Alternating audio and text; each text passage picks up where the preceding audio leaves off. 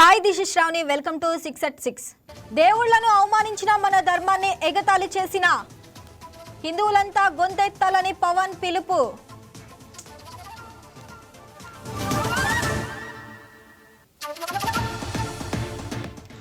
జోగి రమేష్ ఇంటికి జగన్ కుటుంబాన్ని పరామర్శించిన మాజీ సీఎం.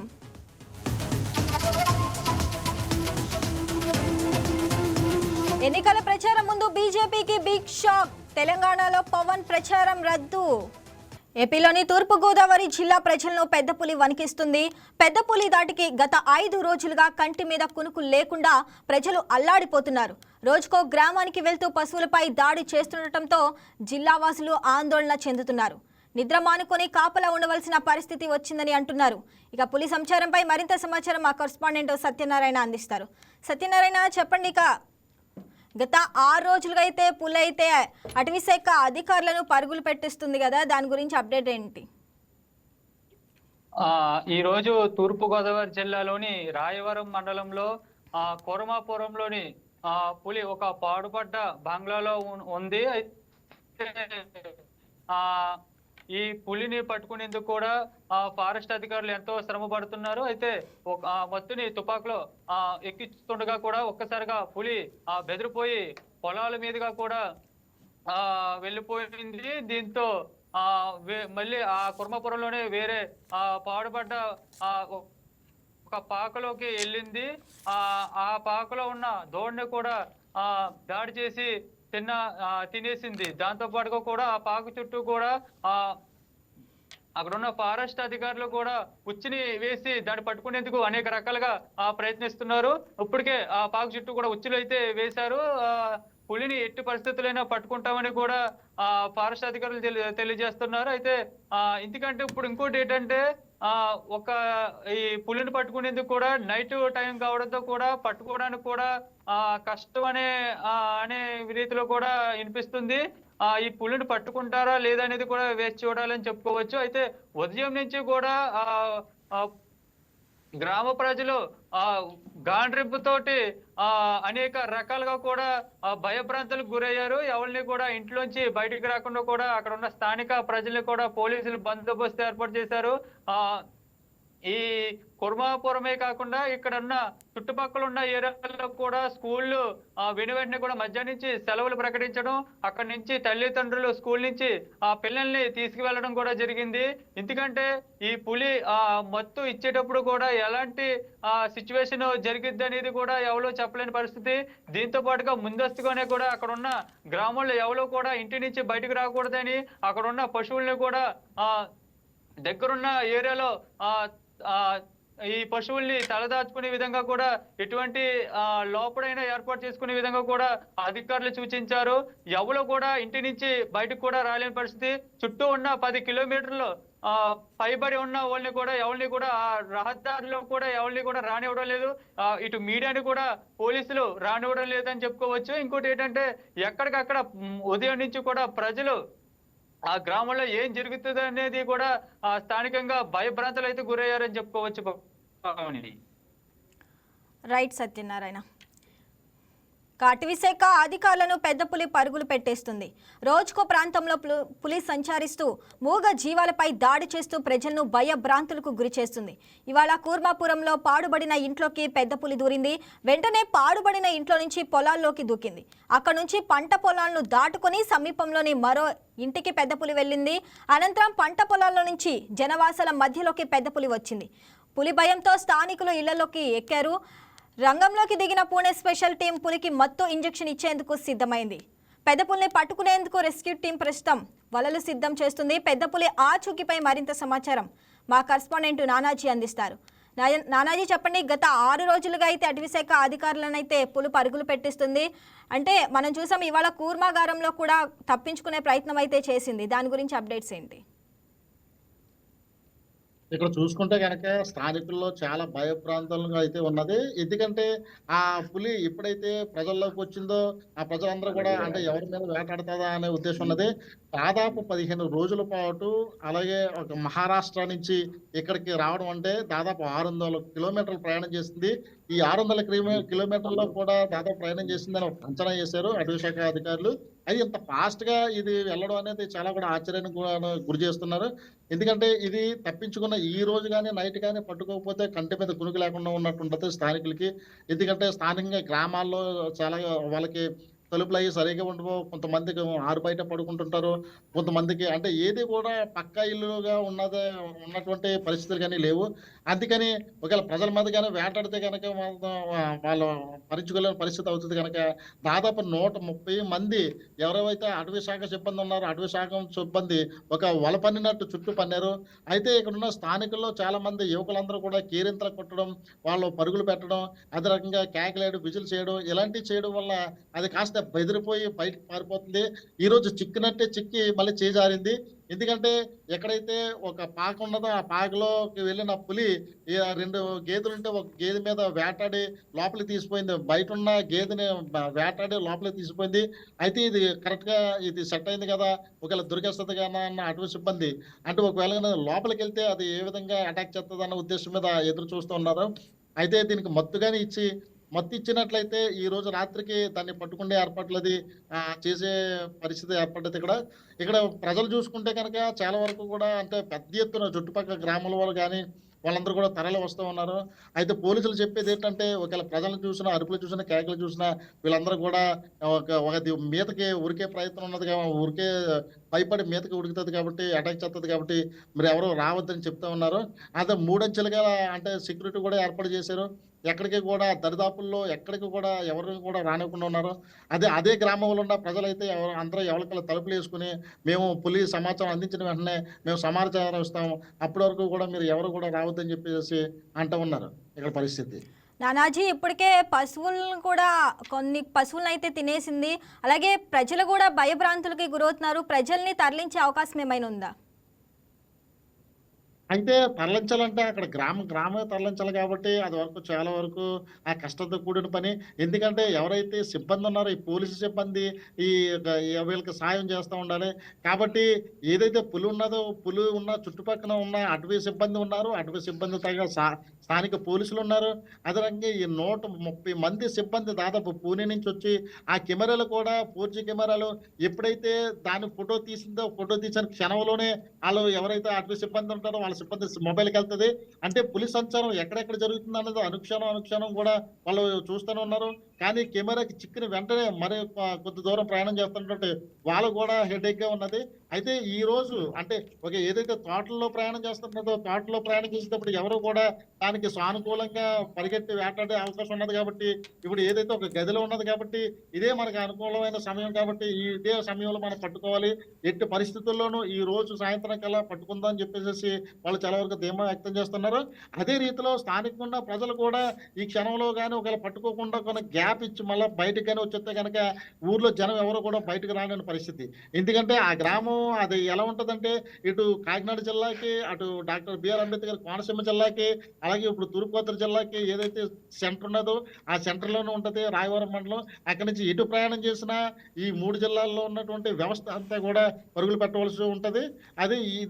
అది కూడా ఒకవేళ బయటకు వచ్చి ప్రయాణం చేస్తే కనుక అటు ఎటు ప్రయాణం చేస్తుంది అన్నది కూడా తెలీదు. సుదీర్ఘ కాలంగా అంటే 600 కిలోమీటర్లు ప్రయాణం చేసి వచ్చిన ఈ యొక్క చిరుత ఈ పెద్ద పులి దీనికి సంబంధించి ఈ రోజు నైట్ కూడా పట్టుకునే ప్రయత్నాలు అయితే జరుగుతూ ఉన్నాయి. Right Nanaji, thank you. YCP అధినేత జగన్మోహన్ రెడ్డి పరామర్శ యాత్ర మరోసారి విషాద ఘటనలు జరిగాయి. జోగి రమేష్ ను పరామర్శించేందుకు తాడేపల్లి నుంచి ఉదయం 11:30 బయలుదేరిన జగన్ సాధారణంగా గంటలోపే చేరుకోవాలి. కానీ జగన్ మాత్రం 5:30 గంటలకు పైగా ర్యాలీ చేస్తూ ఇబ్రహీంపట్నం చేరుకున్నారు. ఇదే సమయంలో 2 అపశృతులు చోటు చేసుకున్నాయి.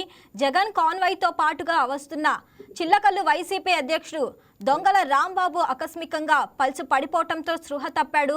తర్వాత కొద్దిసేపటికే హాస్పిటల్లో చికిత్స పొందుతూ మృతి చెందాడు. అలాగే జగన్ పర్యటన సందర్భంగా కొందరు యువకులు అత్యుత్సాహం ప్రదర్శించడం ఒకరి ప్రాణాల మీదకు తెచ్చింది. బైక్పై స్టంట్స్ చేస్తూ బార్ గేట్ను ఢీకొట్టి ఇబ్రహీంపట్నం కొత్త గేటుకు చెందిన భార్గవ్ అనే యువకుడు కూడా మృతి చెందాడు. జగన్ పర్యటన చివరిలో జరిగిన ఈ 2 ఘటనలతో 2 కుటుంబాల్లో విషాదాన్ని నింపింది. రైట్, ఇక ఇదే అంశానికి సంబంధించి మరింత సమాచారం మా కరెస్పాండెంట్ చందు అందిస్తారు. చందు, చెప్పండి, ఇక జగన్ పరామర్శ యాత్రలో అయితే అపశృతి చోటు చేసుకున్నట్లు తెలుస్తుంది. 2 వ్యక్తులు కూడా చనిపోయినట్టు తెలుస్తుంది. దాని గురించి అప్డేట్స్ ఏంటి? శ్రావణి, ఏదైతే వైఎస్ జగన్మోహన్ రెడ్డి తలపెట్టినటువంటి పరామర్శ యాత్ర అనేది మరోమారు వివాదాస్పదమైన పరిస్థితి అయితే ఉంది. ఏదైతే ఈ రోజు ఉదయం ఆయన జోగి రమేష్ నివాసానికి ఆయన కుటుంబాన్ని పరామర్శించడానికి అయితే బయలుదేరిన పరిస్థితుల్లో ఈ నేపథ్యంలోనే ఆయన ఉదయం ఏదైతే 9 గంటలకు మామూలుగా బయలుదేరాల్సిన ఉండగా ఆయన 10:30 గంటల ప్రాంతానికి సమయాన్ని షిఫ్ట్ చేసుకోవడం జరిగింది. అదేవిధంగా 11:30 గంటల ప్రాంతంలో ఆయన తన యాత్రను అయితే ప్రారంభించడం జరిగింది. ప్రధానంగా చూసుకుంటే నిన్నే దీనికి సంబంధించి అంటే యాత్రకు సంబంధించి పరామర్శ యాత్రకు సంబంధించి అయితే మాత్రం ఒక మ్యాప్ నైతే పోలీస్ శాఖ అయితే అందజేశారు. అయినప్పటికీ పోలీస్ శాఖ ఏదైతే భద్రతా కారణాల రీత్యా అయితే మాత్రం ఇది కరెక్ట్ కాదన్న ఉద్దేశంతో సిపి రాజశేఖర్ బాబు అయితే మాత్రం ఈ మ్యాప్ ని మార్చుకోవాలని సూచించారు. వాళ్ళు ఏదైతే మ్యాప్ ఇచ్చారో ఆ మ్యాప్ ని అయితే మాత్రం ఫాలో అవుతూ జగన్మోహన్ రెడ్డి సంబంధించిన కాన్వాయ్ కావచ్చు, అన్ని పార్టీ శ్రేణులను నిరోధించడం కూడా కావచ్చు, అన్నింటినీ కూడా ఉదయం 11:30 గంటల నుంచి తాడేపల్లి నుంచి అయితే ప్రారంభించడం జరిగింది. అయితే ఏదైతే గంట లోపల చేరుకోవాల్సినటువంటి ఇబ్రహీంపట్నం ప్రాంతం ఏదైతే ఉందో తాడేపల్లి నుంచి సరిగ్గా 45 నిమిషాల పాటు వెళ్తే సరిపోతుంది. అయినప్పటికీ 5:30 గంటల సమయాన్ని అయితే వైఎస్ జగన్మోహన్ రెడ్డి తీసుకున్నారు. ఈ నేపథ్యంలోనే పార్టీ శ్రేణులు అయితే మాత్రం పెద్ద ఎత్తున అయితే మాత్రం కార్యకర్తలు పార్టీ శ్రేణులు అయితే తరలి వచ్చారు. ఈ నేపథ్యంలోనే యువకులు కూడా అక్కడ బైక్ స్టంట్లు చేయడం, అదేవిధంగా ఆ స్టంట్లలో ఒక యువకుడు అయితే చనిపోవడం జరిగింది. అతని పేరు భార్గవ్ గా గుర్తించారు. అతను ఇబ్రహీంపట్నం చెందిన యువకుడిగా గుర్తించారు. అతన్ని మృతదేహాన్ని అయితే మాత్రం విజయవాడ ప్రభుత్వ ఆసుపత్రి తరలించారు. ఏదైతే ఒక్కొక్క వ్యక్తి కూడా దీనిలో చనిపోవడం జరిగింది. అతను చిలకలకు సంబంధించిన వైసీపీ అధ్యక్షుడిగా ఉన్నటువంటి దొంగల రాంబాబు, ఇతను కూడా మృతి చెందాడు. ఏదైతే జగన్ కాన్వాయ్ తో అతను నడుస్తుండగా అతనికి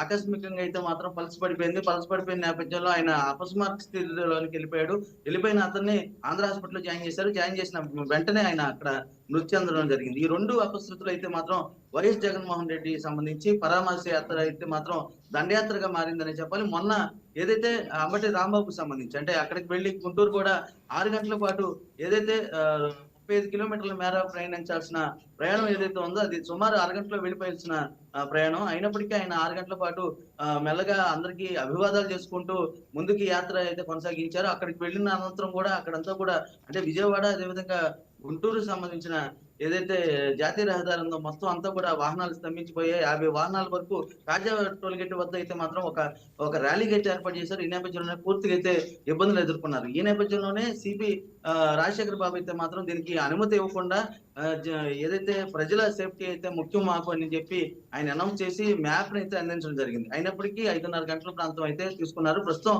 ఇబ్రహీంపట్నంలో జగన్ అయితే మాత్రం మాజీ మంత్రి జోగి రమేష్ అయితే కుటుంబాన్ని అయితే పరామర్శించారు. అదేవిధంగా తాము ఉంటాము అండగా అని చెప్పి వాళ్ళకి మాట్లాడడం జరిగింది. అదేవిధంగా జగన్ ర్యాలీ పర్యటనలో అయితే 2 సార్లు కూడా అపశృతి చోటు చేసుకుంది. మళ్ళీ ఈ రోజు కూడా అలాంటి పరిస్థితి అయితే మనం చూసాము. మరి అధికారులు ఎలాంటి చర్యలు తీసుకొని ఉన్నారు?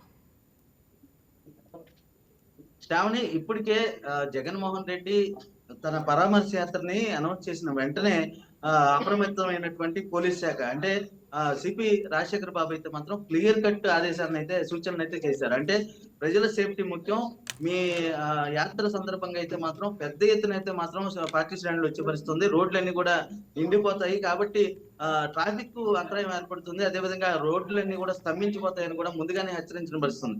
అయినప్పటికీ అంటే రూట్ మ్యాప్ వాళ్ళు ఇచ్చిన రూట్ మ్యాప్ ను కూడా మార్చి సిపి ఏదైతే వెస్ట్ బైపాస్ ఏదైతే ఉందో వెస్ట్ బైపాస్ మీదుగా నల్లగుంట మీదుగా అయితే మాత్రం ముందుకు వెళ్ళాలని గుంటుపల్లి అక్కడ నుంచి ఇబ్రహీంపట్నం చేరుకోవాలని కూడా ఆయన సూచించిన పరిస్థితుంది. అయినప్పటికీ వెస్ట్ బైపాస్ అంతా కూడా నిండిపోయేటట్టు మొత్తం జన సమీకరణ చేసిన విధంగా అయితే మాత్రం మనకి విజువల్స్ అయితే క్లియర్ కట్ కనబడతాయి. ఏదైతే ప్రతి చోట మెల్లగా వెళ్తూ ఆయన జాప్యం చేసుకుంటూ ముందుకెళ్తున్న నేపథ్యంలో అభివాదం చేసుకుంటూ వెళ్తున్న నేపథ్యంలో జనాలు అయితే మాత్రం బాగా రోడ్ల మీదకి వచ్చారు. Right Chandu, thanks for the updates. Vijayawada ప్రభుత్వ ఆసుపత్రిలో PG final year student Deepti అనుమానాస్పద రీతిలో మృతి చెందిన ఘటనపై మహిళా కమిషన్ చైర్పర్సన్ రాయపాటి శైలజ విచారణ జరిపారు. పోస్ట్ మార్టం రిపోర్ట్ రావడానికి 2 వారాలు పడుతుందని తెలిపారు. దీప్తి చనిపోయిన ఘటనపై స్నేహితుల నుంచి కూడా వివరాలు సేకరించినట్లు చెప్పారు. రైట్, ఇక దీనిపై మరింత సమాచారం మా కరెస్పాండెంట్ హారిక అందిస్తారు. హారిక, చెప్పండి. ఇక రాయపాటి శైలజ అయితే విచారణ కూడా జరుపుతున్నారు. మనం చూసా రీసెంట్గా అయితే దీప్తి అనుమానాస్పద రీతిలో మృతి చెందిన ఘటనపై అప్డేట్స్ ఏంటి? దీపిక అనే అమ్మాయి అనంతపురం జిల్లాకు చెందిన అమ్మాయి. ఇక్కడ పీజీ కోర్స్ చేసేందుకు ఇక్కడ ఎన్టీఆర్ వైద్య యూనివర్సిటీలో జాయిన్ అయింది. 3rd ఇయర్ చదువుతుంది. అయితే రీసెంట్ గా అమ్మాయి నైట్ డ్యూటీ చేసే నేపథ్యంలోనే నైట్ కొంచెం కడుపు నొప్పిగా ఉందని ఏదో ఇంజెక్షన్ అయితే తీసుకుంది. దీని ప్రకారం అమ్మాయి అక్కడ స్పృహ తప్పి పడిపోయింది. అక్కడ స్టాఫ్ చూసిన దాని ప్రకారం అప్పటికే ఆమె ప్రాణాలు కోల్పోయిందని అయితే అధికారులు చెప్తున్నారు. ఎలా కోల్పోయింది అనేది పోస్ట్ మార్టం చేసి ఆ రిపోర్ట్స్ అనేవి ఒక 2 వారాల్లో వస్తాయి. ఈ నేపథ్యంలోనే మహిళా కమిషన్ చైర్పర్సన్ రాయపాటి శైలజ కూడా ఆ హాస్పిటల్ ని పరామర్శించడానికి వచ్చారు. వాళ్ళ స్నేహితులతో కూడా మాట్లాడారు. అసలు ఎలా జరిగింది, ఒకవేళ అమ్మాయి ఏమైనా సూసైడా లేకపోతే ఇతర ఏ రీజన్స్ అయినా ఉన్నాయా అని. ఆ ఫ్రెండ్స్ కూడా ఇంకా షాక్ లోనే ఉన్నారు. వాళ్ళు ఏం షేర్ చేసుకోవాలని పరిస్థితుల్లో ఉన్నారని చెప్తున్నారు. ఒకవేళ వాళ్ళ పేరెంట్స్ ని మీట్ అవుతామన్నా వాళ్ళు ఇంకా అదే డిప్రెషన్ లో ఉంటారు. ఈ టైంలో ఎలాంటి క్వశ్చన్స్ అడిగినా వాళ్ళు సరిగ్గా రెస్పాండ్ అవ్వరు అని ఆగిపోయారు. సో పోస్ట్ మార్టం రిపోర్ట్స్ ఇంకా 3 వీక్స్ రావాల్సి ఉంది. అమ్మాయి ఏ ఇంజెక్షన్ చేసుకుందో అదైతే అది అంత హానికరమైంది ఏం కాదు అని చెప్పారు. సో దీని మీద ఇంకా ఇన్వెస్టిగేషన్ అనేది జరుగుతుంది. ప్రస్తుతానికి చూసిన దాని ప్రకారం అమ్మాయి ఎలా చనిపోయింది అనేది ఇంకా ఒక క్లారిటీ కూడా రాలేదు శ్రావి. అమ్మాయి చేసుకున్న ఇంజెక్షన్ అండ్ అమ్మాయి బ్యాగ్ లో కూడా ఒక ఎనస్థీషియా బాటిల్, ఖాళీ బాటిల్ అయితే కనిపించిందని అధికారులు చెప్తున్నారు. దాని మీద ఇన్వెస్టిగేషన్ చేసిన అమ్మాయి ఎనస్థీషియా కోర్స్ అయితే చేస్తుంది. సో అలాంటి కోర్స్ చేసే వాళ్ళ బ్యాగ్ లో ఇలాంటి బాటిల్స్ దొరకడం అనేది కామనే కాబట్టి అదంతా ప్రమాదకరమేం కాదు. ఎందుకంటే వాళ్ళు ఎప్పటికప్పుడు ఎన్ని బాటిల్స్ తీసుకున్నారు, ఎంత యూజ్ చేశారు అనేది ప్రతిదీ రిపోర్ట్ ఇవ్వాలి. అది వాళ్ళ పర్సనల్ కాదు. పేషెంట్స్ కి ఇమీడియట్ గా ఎమర్జెన్సీ యూజ్ అయితే అప్పటికప్పుడు తెప్పించడం కుదరదు కాబట్టి వాళ్ళు ఎప్పుడూ ఒక ఎనస్థీషియా బాటిల్ అనేది మెయింటైన్ చేస్తారని అయితే అధికారులు చెప్పారు. దీని మీద అండ్ సీసీటీవీ ఫుటేజ్ అమ్మాయి ఆ టైంలో నైట్ టైం ఎవరెవరితో మాట్లాడింది అండ్ అక్కడ ఆ టైంలో ఏమేమి చేశారని సీసీటీవీ ఫుటేజ్ చెక్ చేసినా అందులో ఎలాంటి అనుమానాస్పదంగా ఎలాంటివి కనిపించలేదని చెప్పారు. ఇక అన్నమయ్య జిల్లా పొంగనూరు కలికిరిలో కాంగ్రెస్ శ్రేణులు ఉపాధి హామీ పథకం పరిరక్షణ యాత్ర నిర్వహించాయి. ఈ కార్యక్రమంలో ఏపీపీసీ చీఫ్ షర్మిల పాల్గొన్నారు. జాతిపిత మహాత్మా గాంధీని హత్య చేసిన గాడెట్స్కు గాంధీ పేరును నాశనం చేయాలని చూస్తున్న ప్రధాని మోదీకి పెద్ద తేడా లేదని పీసీసీ అధ్యక్షురాలు వైఎస్ షర్మిల విమర్శించారు. మాజీ సీఎం జగన్, ప్రస్తుత సీఎం చంద్రబాబు కలిసి రాష్ట్రాన్ని 11 లక్షల కోట్ల అప్పుల కుప్పగా తయారు చేశారని అన్నారు. రాహుల్ గాంధీని ప్రధానిని చేస్తే 10 ఏళ్లు రాష్ట్రానికి ప్రత్యేక హోదాతో పాటు అధిక నిధులు తెస్తామని షర్మిల చెప్పారు. షర్మిల పర్యటనపై మరింత సమాచారం మా కరెస్పాండెంట్ శివకుమార్ అందిస్తారు. శివకుమార్, చెప్పండి. అన్నమయ్య జిల్లా పొంగనూరు కలికిరిలో కాంగ్రెస్ శ్రేణులు అయితే ఉపాధి హామీ పరిరక్షణ యాత్ర నిర్వహించారు. దాని గురించి అప్డేట్స్ ఏంటి? దాన్ని చూసుకున్నట్లయితే ఈరోజు మహాత్మా గాంధీ జాతీయ గ్రామీణ పథకం సంబంధించి పలమనేరు నియోజకవర్గంలో షర్మిల గారు అయితే పర్యటించారు. సో దీనిలో భాగంగా చూసుకున్నట్లయితే మరీ ముఖ్యంగా పేదల వలసల నివారణ కోసం ఏర్పాటు చేసిన మహాత్మా గాంధీ జాతీయ గ్రామీణ ఉపాధి పథకం సంబంధించి మహాత్మా గాంధీ పేరు తీసేయడం పట్ల అయితే ఘాటుగా విమర్శించారు. ఎందుకంటే ఆ పేదలకు ఏదైతే వలసల నివారణ, పేదరిక నిర్మూలన కోసం అప్పుడు దివంగత నేత రాజశేఖర రెడ్డి గారు చెప్పుకున్న పథకంలో ఆ పేరు తీసేయడం పట్ల అయితే ఆమె ఘాటుగా విమర్శించారు. మరి ఏదేమైనా కానీ ఈ కేంద్ర ప్రభుత్వం వచ్చేసి రామ్జీ పథకంతో తీసుకురావడం పట్ల కూడా ఇందుకు తీసుకొస్తున్నారు. మరీ ముఖ్యంగా ఈ పథకంలో పేర్లు మార్చడం కంటే పూర్తి స్థాయిలో పేదలకు అందించాలనే ఉద్దేశంతో చేయాల్సిన పథకాన్ని ఈ విధంగా చేయడం పట్ల అయితే ఘాటుగా విమర్శించారు. మన రాష్ట్రానికి దాదాపుగా సంవత్సరానికి 1,00,000 కోట్లు ఇవ్వాల్సిన తరుణంలో 500 కోట్లు ఇస్తున్నారు. మరి అట్లాంటి పట్టించుకోకుండా కూడా ఈ పథకం పట్ల పేర్లు మార్చడం కానీ, పేదలు దూరం చేయడం కానీ ఏంటి చెప్పేసి విమర్శించారు. మరీ ముఖ్యంగా చూసుకున్నట్లయితే ఎవరైతే నిరుపేదలు ఉన్నారో వాళ్ళకి పని పట్ల పూర్తి అవగాహన లేకుండా జాబ్ కార్డు కలిగిన కుటుంబానికి 100 రోజులు పని కల్పించాలనే తరుణంలో 50 రోజులు మాత్రమే పని కల్పిస్తున్నారు. మరీ ముఖ్యంగా ఈ పనిని అందరికీ దూరం చేస్తున్నారని కూడా విమర్శించారు. ఈ పేరుతో 45 రోజుల పాటు రాష్ట్రం మొత్తం పర్యటించి ఈ మహాత్మా గాంధీ జాతీయ గ్రామీణ ఉపాధి పథకం పరిరక్షణ కార్యక్రమాన్ని అయితే నిర్వహిస్తామని చెప్పడం జరిగింది. మరి ఈ కార్యక్రమాన్ని ఉద్దేశించి ఆ కోఆర్డినేటర్ బిఎం శివశంకర్ ఆధ్వర్యంలో అయితే నిర్వహించారు. బాధ్యత వహించిన ప్రజలు కూడా రచ్చబండ కార్యక్రమంలో పాల్గొన్నారు. రచ్చబండ కార్యక్రమంలో షర్మిల గారికి వారి సమస్యలను అయితే వివరించారు. పూర్తిగా ఏదైతే ఈ కూటమి ప్రభుత్వం వచ్చిన తర్వాత అప్పటి వైసీపీ ప్రభుత్వంలో కూడా పూర్తి స్థాయిలో ఈ ఉపాధి పథకాన్ని అయితే ప్రజలకు అందించిన దాఖలాలు లేవని చెప్పేసి అయితే చెప్పడం జరిగింది. మరీ ముఖ్యంగా చూసినట్లయితే ఉన్నటువంటి సమస్యల పట్ల పట్టించుకోకుండా కూడా ఒకరిపై ఒకరు అనేక కక్షలు పెంచుకుంటున్నారు తప్ప ప్రజలను పట్టించుకోవాలని చెప్పేసి కూడా తిరుమల గారికి అయితే అక్కడ ప్రజలు చెప్పడం జరిగింది. ఇవన్నీ విన్న తర్వాత కూడా తిరుమల గారు ప్రజలను ఉద్దేశించి మాట్లాడుతూ కనీసం 125 రోజులు పరిగణించాల్సిన ప్రభుత్వాలు అయితే పూర్తి స్థాయిలో ఉపాధులు కల్పించడం లేదని చెప్పేసి చెప్తున్నారు. మరి ఈ కేంద్ర ప్రభుత్వం పూర్తిగా కాంట్రాక్టులకి పథకాన్ని చేసి ఎవరైతే పేదలు ఉన్నారో పేదలందరినీ కూడా కాంట్రాక్టుల దగ్గర కూలీలుగా మారుతుందని చెప్పేసి కూడా ఘాటుగా విమర్శించారు. మరి దీన్ని ఉద్దేశించి పూర్తి స్థాయిలో ప్రభుత్వం ఇప్పటికైనా ముందుకొచ్చి ఏదైతే పేదల కోసం వలస నివారణ కోసం ఏర్పాటు చేసిన పథకాన్ని వాళ్ళకి అందించే విధంగా చెప్పాలని చెప్పేసి కూడా ఈరోజు కార్యక్రమం చెప్పడం జరిగింది. రైట్ శివ. ఇక రాయలసీమ ముఖ చిత్రం మారుతుంది. ఒకప్పుడు కరువుతో అల్లాడిన సీమగడ్డను ఉద్యానవన హబ్గా మార్చే దిశగా అడుగులు పడుతున్నాయి. సాగునీటి ప్రాజెక్టుల నుంచి పారిశ్రామిక అభివృద్ధి వరకు గత పాలకుల వైఫల్యాలను ఎండగడుతూనే సీమ భవిష్యత్పై ముఖ్యమంత్రి తాజాగా కీలక హామీలు ఇచ్చారు.